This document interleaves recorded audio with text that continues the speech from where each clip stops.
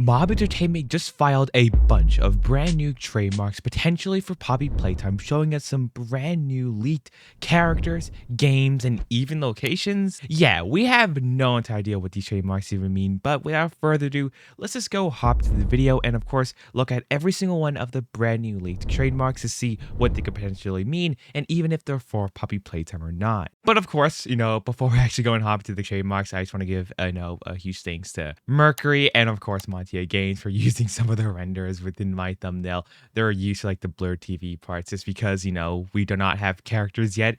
So I used some of the great renders. Of course, Huggy Wuggy was by Mercury. Monty Game was the other little cat tree render in the background that you could probably not see because I blurred it out. And also, of course, thanks to this Twitter user for making a render for Montia's original character that I just went and changed the colors and also blurred in the background. So the more you know. But let's just go and actually hop to the trademarks, because they're kind of interesting. This one was trademarked at least a few days ago. And of course, the very first one is Chompkins, which first of all sound like Shopkins to me, which if this is something like Shopkins, I would absolutely lose my mind because I love Shopkins so much, those little collectible plastic mystery minis. And it would be cool to see Playtime Co. actually go and create mystery minis. The closest thing we had to that is the smiling critters, but they're not really like, mystery minis or blind boxes. So, it would be cool to see them actually do something like that. And we'll have to fight little tiny little plastic toys. That would be pretty interesting. But another good idea of what Chompkins can even be, it could be a chomping type toy, like maybe those toys that you roll on the floor and like chomps, or it could be something like, an alligator type toy that has a chomping, biting feature. That's why I kind of used, the render of the alligator earlier that Mercury, of course, made because it looks really fitting for the name Chompkins. And also, Chompkins, I don't know why, it just gives me Chickmunk vibes. That's the first thing I thought of. So it could be a biting Chickmunk type toy, but why? No entire idea. But we also got to keep in mind that, of course, these names could be for anything. Since they're filed under Mob Entertainment, these names could have easily been trademarked for any other future games or products they're trying to make. But I definitely gotta say the high hopes for it being Poppy Playtime, the chances are very high because of course they're trademarking it under plastic character toys for merchandise, plushies, action figures, and even other things like that, like shirts. So it definitely seems like they're gonna be making home some merch off this, and I feel like they won't be making merch off a character that nobody really knows from a brand new game just yet. So that's what makes me really go and feel like it is for Poppy Playtime. And moving on to the next one, it literally says Playtime Co. in it. So this one is of course 100% for Poppy Playtime, but this one was called Playtime Co. Wrong Side Out. So what is even that? When I first saw this, I did think it was gonna be like a location type thing until of course it does make sense that it's gonna be probably a brand new toy line, kind of like the Smiling and Nightmare Critters and the Swapimals. The reason why it makes sense that this would be a brand new toy line is because at the end it says Outimals, whatever way you want to pronounce it. And we do know Swapimals have the emoles at the end of it. So now this one has out and emoles, meaning it's some type of animals that could probably go inside out, like those little squid octopuses you see on TikTok, they're able to go and fold inside and out. I definitely do feel like they're trying to do that, but with, of course, these type of animals. But it's kind of weird how they trademarked it all as Playtime Co. Wrong Side. So this could be a type of experimental toy line that never got to really get released, explaining why we never got to see it anywhere else in the factory, because we do know chapter 5, of course, we're going to be going deeper into the factory, into the lab. So it could be where they're testing out brand new toy lines to see where it works out. And now we can see a whole bunch of canceled and rejected toy lines that never got to see even the light of day anywhere else within the factory. Of course, it's trademarked over the same thing, plastic toys, and of course the same thing again for shirts and merchandise and stuff like that. So yeah, you should definitely go and subscribe to this channel if you want to stay up to date for more trademarks and more news, because this week we'll be getting another news video that has definitely some interesting topics.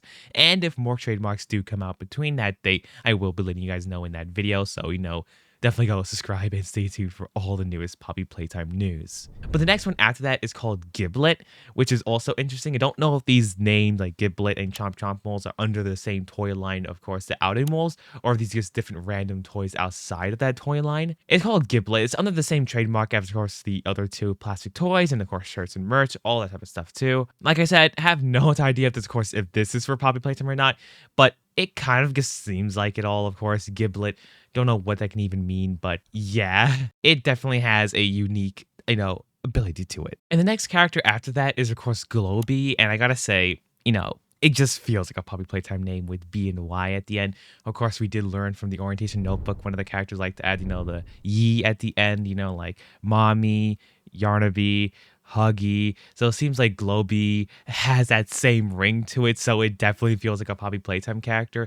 And it seems like it could be like a glow bug or a glow type of animal that, glows. It could be like a nightlight type toy, which of course be pretty funny. But yeah, it's, another name that definitely seems like it's gonna be Poppy Playtime more than any of the other ones. Then we got another one called the Lily Love Rad. Lily Love Braids. I totally butchered that the first time. And of course, it's still trademarked under the hoodie, shirts, and of course the same, goods and services as plastic toys, exactly like the other ones. This definitely seems like a little bit familiar to the whole Lily Lovebird or that love dog of the original concepts that were like canceled from like chapter 2. I definitely just want to point that out. It does seem a little bit familiar, but like just want to go and point that out. But don't know what this could be. It could be an adult type of characters that has like braids or something like that. It would make sense that it would be like that.